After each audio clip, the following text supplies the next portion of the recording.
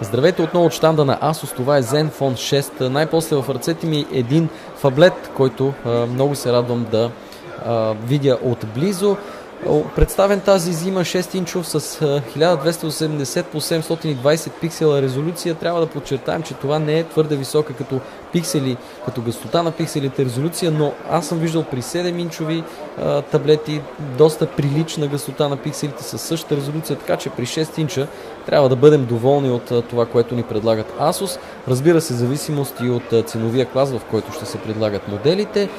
Отново имаме IPS дисплей, много красив, на който много добре изглеждат обновеният потребителски интерфейс Zenfone, много красиви икони, особено при падащото меню, ми се сториха много функционални, лесно и бързо достъпни за активиране на различните функции или пък тяхното деактивиране.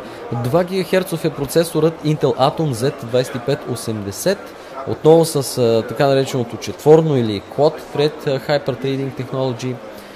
Android 4.3 с апдейт до 4.4 KitKat и разбира се апгрейднатата камера 13 мегапиксела, отново с Pixel Master технологията на Asus. Не бива да забравяме, че те лансират и тяхната технология за използване на дисплеите на тези смартфони с ръкавица или тогава, когато нямате пряк достъп до дисплея на смартфона си. По-голяма батерия, което е нормално, логично и потребно. 3230 мАч, 1 ГБ оперативна памет и опция да използвате две сим карти на този фаблет. Разбира се, теглото му е 200 грама, значително по-тежко. Самият гръб на фаблета е направен с покритие, което леко наподобява гумирано покритие, така че по-лесно да го държите, което е важно, тъй като той е по-голям на размери.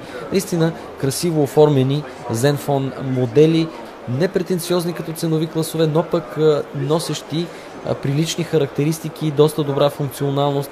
Надявам се, още веднъж казвам, че българските потребители ще могат да се зарадват на тези модели, възможно